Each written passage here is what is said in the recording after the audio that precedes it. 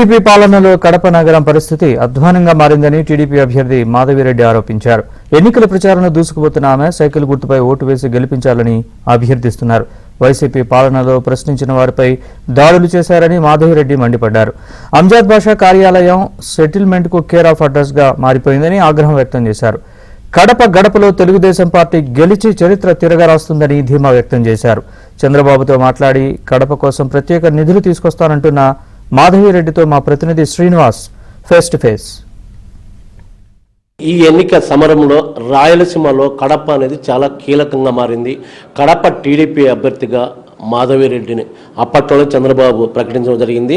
ప్రజల్లో అనతి కాలంలోనే చాలా అపారమైన గెలుపు దిశగా ఇప్పుడు ప్రయాణిస్తున్నారు. ఇప్పుడు తప్పకుండా గెలిచే అభ్యర్థి మాధవిరెడ్డి అనుకుంటున్నాం.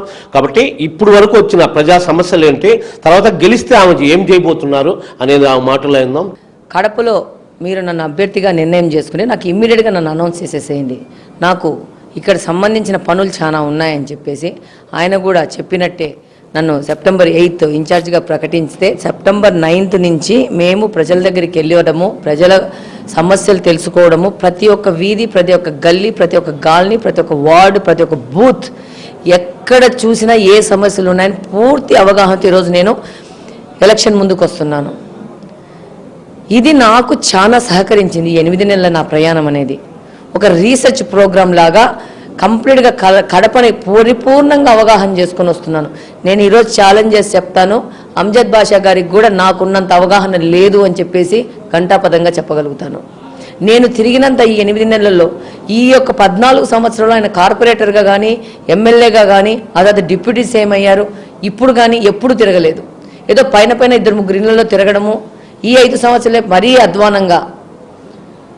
అందరికీ తెలుసు కడప నియోజకవర్గంలో విపరీతమైన అవినీతి పెరిగిపోయింది. కడప నియోజకవర్గంలో భూ కబ్జాలు పెరిగిపోయినాయి. ప్రశ్నించిన వారి మీద దాడులు, పోలీస్ స్టేషన్లలో, డిప్యూటీ సీఎం ఆఫీసులో పంచాయతీలు జరిగినాయి. ఎంతోమంది బాధితులు.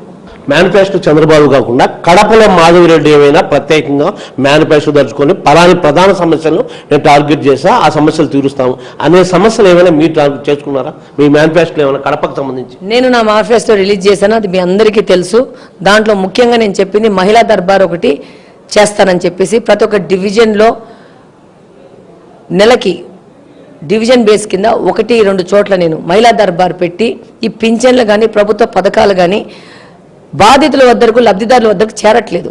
ఇంకా 30% లబ్ధిదారులు ఇంకా పెండింగ్ అలానే ఉన్నారు. నా ఆస్తి నేనేం వాళ్ళకి రాసి ఇవ్వట్లేదు. ప్రభుత్వం నుంచి వచ్చిన పథకాలు లబ్ధిదారులకు తీసుకుపోవాలా.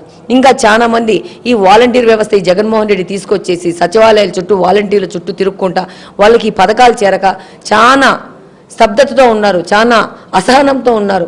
వాళ్ళు ఇంకా మీరు తిరగాల్సిన అవసరం లేదు. మీ మాధవమ్మ మీ దగ్గరకు వచ్చి మీ కాలనీలో సందులు గొందుల్లో నేను దర్బార్ పెట్టుకొని అక్కడ మహిళలందరం కూర్చొని మనం ఈ సమస్యను పరిష్కరించుకుందాము. అక్కడికే అధికారులు వస్తారు, ఎక్కించాల్సిన అధికారులు, అక్కడే పేపర్ వర్క్ జరుగుతుంది, అక్కడే ఫినిష్ చేసి వాళ్ళకి ఆ పథకాలు తీసుకెళ్లే విధంగా పనిచేస్తాను. ఇది నేను కడప నియోజకవర్గంలో నేను ఇచ్చిన మేనిఫెస్టోలో ఉంది. ఈ వైసీపీ హయాంలో ముఖ్యంగా ఇప్పుడు డిప్యూటీ సీఎం అంజాద్ బాషా హయాంలో దౌర్జన్యాలు, హింసాకాండలు, హత్యలు నగరంలో ఎన్నో జరిగాయి. సో ఇవంతా మాధవిరెడ్డి వచ్చిన దాకా మీ కాన్స్టిట్యున్సీలో ఆ తర్వాత ఏమైనా మార్పు ఉంటుంది? ఈ దౌర్జన్యాలు ఒక మహిళను చూడకుండా మీపైనే అటాక్ చేశారు, అంటే బూతులతో అటాక్ చేశారు. సో ఈ మార్పు అనేది మీరు ఎంతవరకు తాగలరు? చాలా క్లియర్ మార్పు తీసుకొస్తాను. ఎందుకు తీసుకొస్తానంటే దాని బాధితురాలిని నేను కూడా కాబట్టి. ఇప్పుడు ఎంతో మంది చెప్పారు నన్ను ఇట్లా అన్నాడక్క, నన్ను అట్లా అన్నాడక్క, నన్ను లాగి పడేసినారక్క అని చెప్పేసి.